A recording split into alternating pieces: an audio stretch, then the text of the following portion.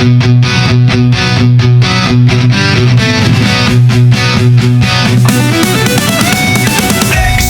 dost, success ka host. Sainik Navodaya mein topmost.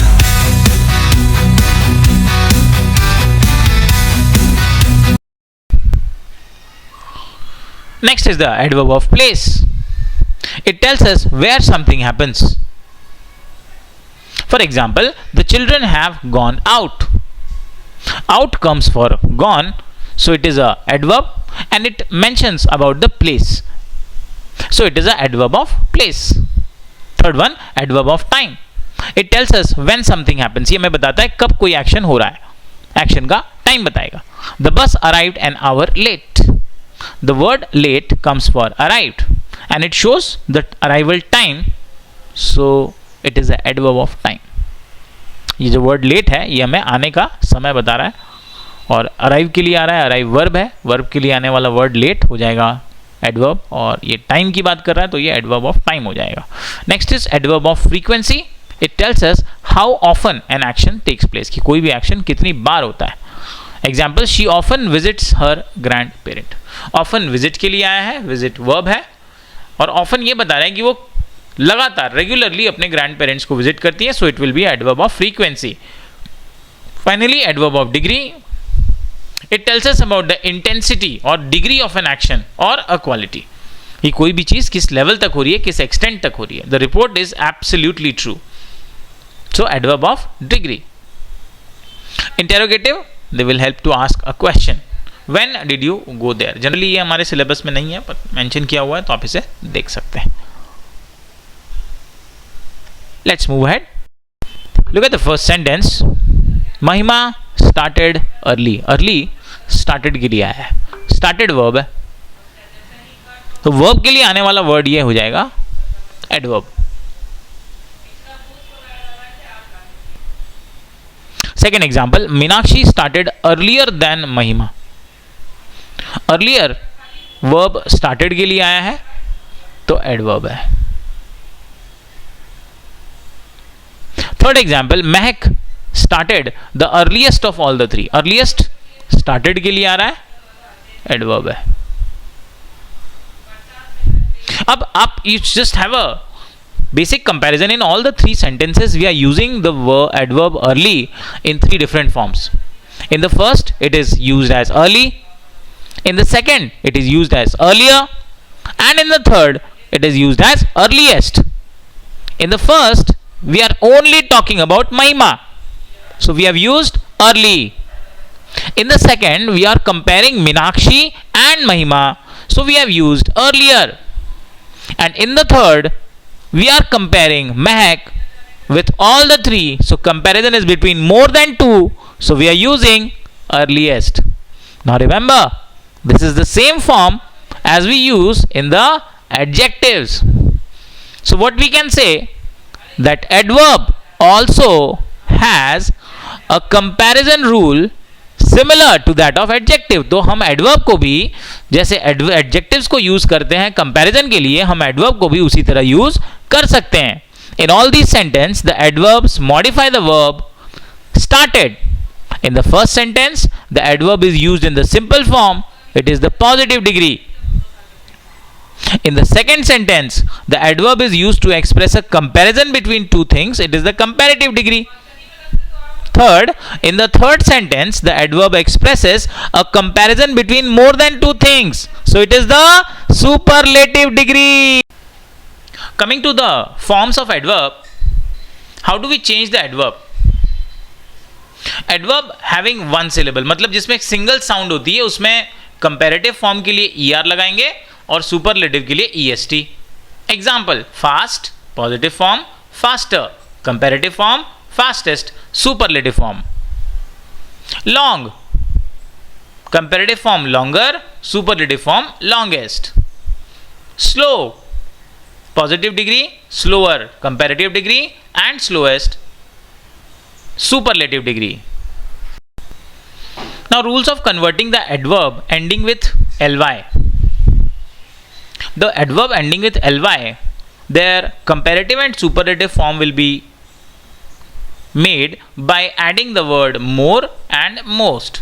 Look at an example. Positive degree bravely, comparative more bravely, superlative most bravely.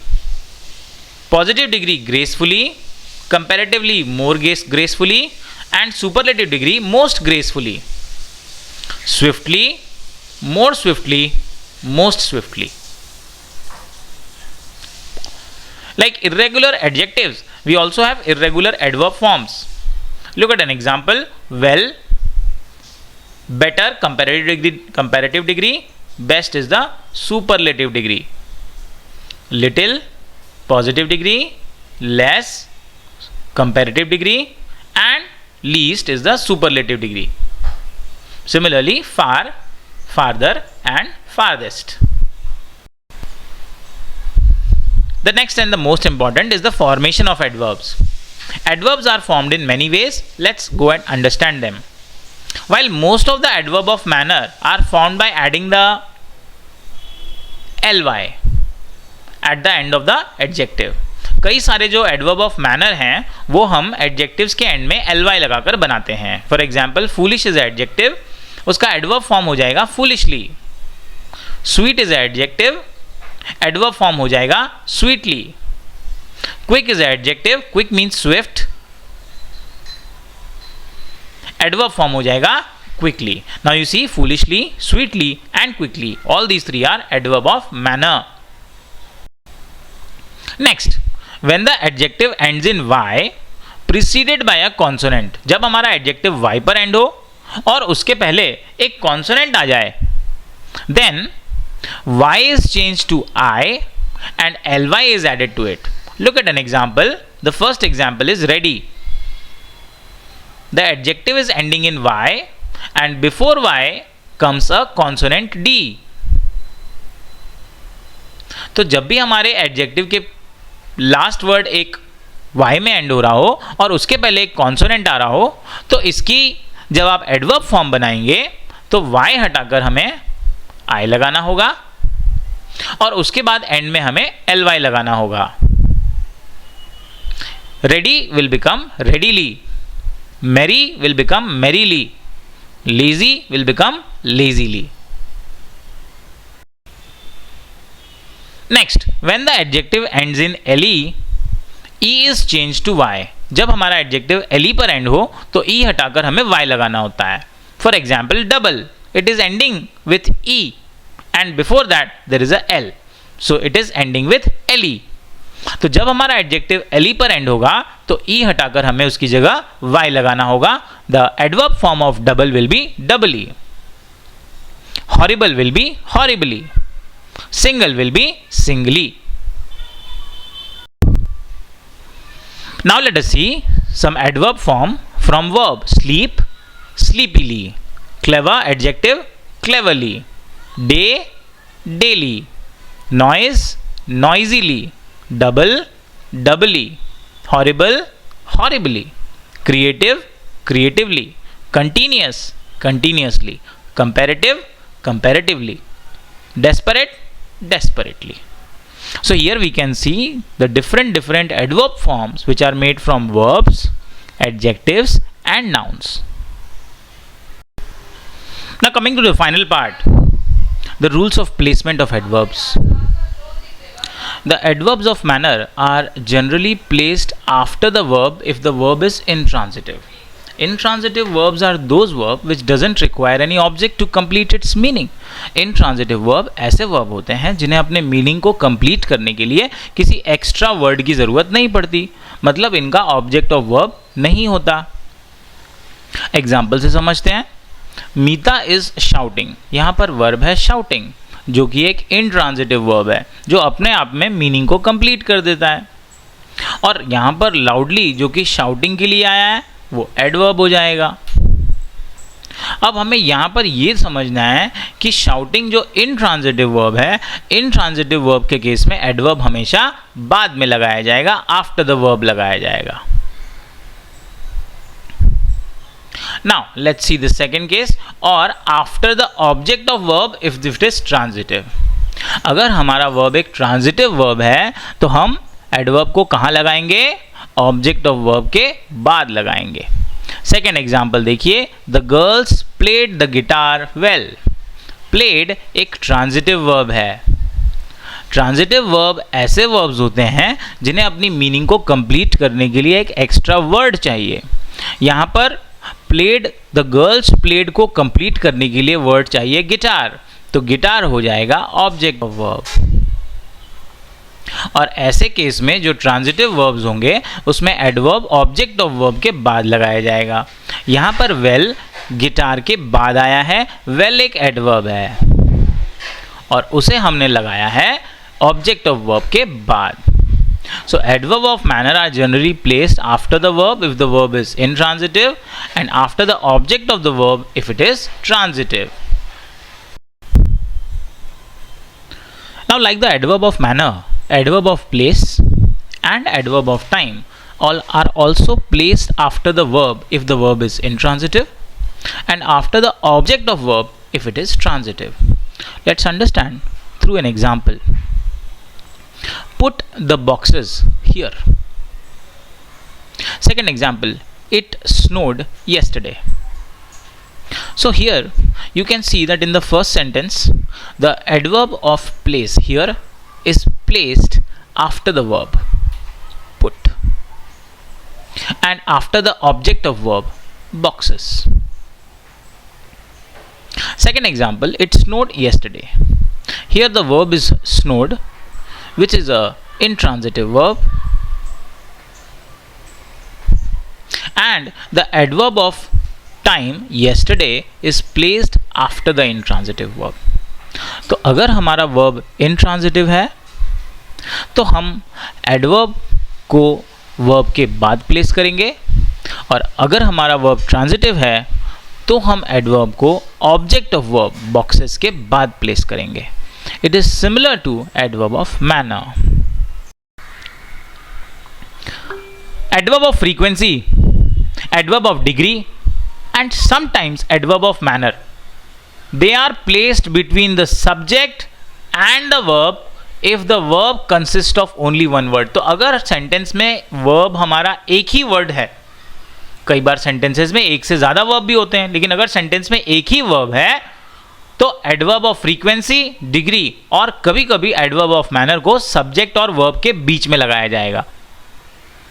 Look at an example, I always tell her to work harder. I subject है, tell verb है, तो हमने adverb of frequency always को subject और verb के बीच में लिया है। Similarly, I quite like his sincerity. तो quite यहाँ पर एडवर्ब है जो कि एडवर्ब ऑफ डिग्री है, वो सब्जेक्ट और वर्ब के बीच में आया है।